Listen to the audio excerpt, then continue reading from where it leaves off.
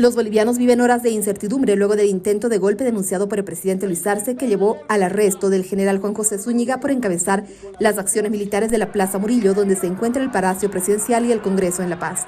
En las calles los bolivianos se movilizaron, algunos en contra del gobierno y otros a favor de la democracia.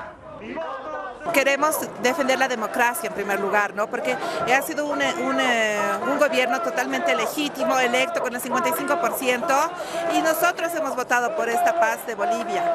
El hecho de que los militares quieran cubrir sus cosas sucias, eso deja mucho que desear. La confrontación del presidente a los militares fue un acto de valentía, asegura el profesor de Asuntos Latinoamericanos.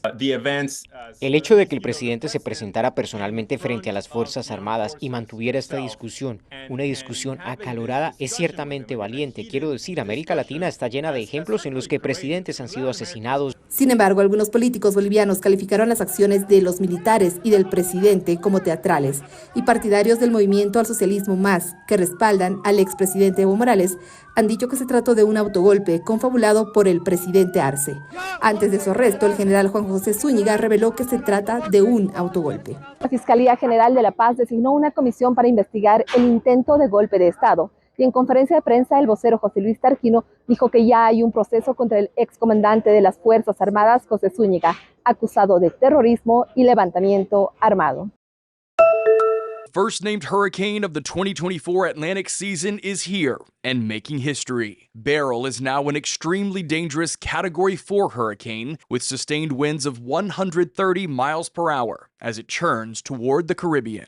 We're forecasting rapid intensification and expecting Beryl to become a major hurricane before it reaches places like Barbados and the Windward Islands. Beryl is now the earliest Category 4 hurricane on record in the Atlantic Ocean and the only Category 4 storm ever recorded in the month of June. The early timing of the season's first hurricane is unusual, given the average date for the first hurricane is early to mid-August. It is because these ocean temperatures are incredibly warm. We're talking about ocean temperatures in the middle and upper 80s. This is fuel and food for those hurricanes, and that's what allows them to rapidly intensify. Hurricane warnings are in effect for multiple Caribbean islands, and residents there should be prepared for major storm impacts. It's not just from the wind perspective. We're expecting a very dangerous, life-threatening storm surge of 5 to 7 feet above normal tide levels, nearer to the right of where the center passes through those islands with large and destructive waves. Also expecting 3 to 6 inches of rainfall.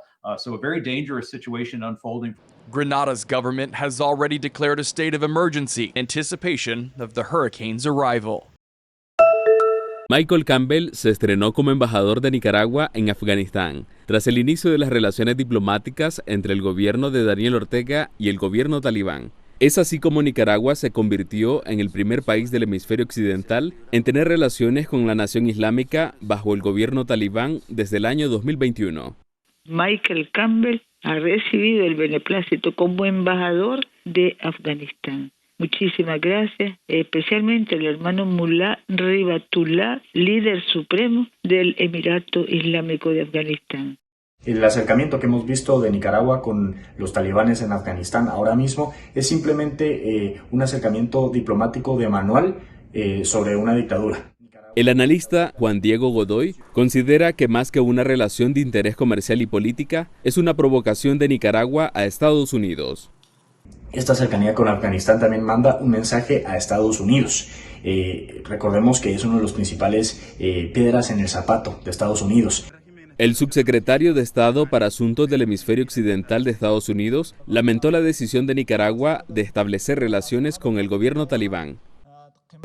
Típico pero lamentable. ¿Qué puede decir uno, no?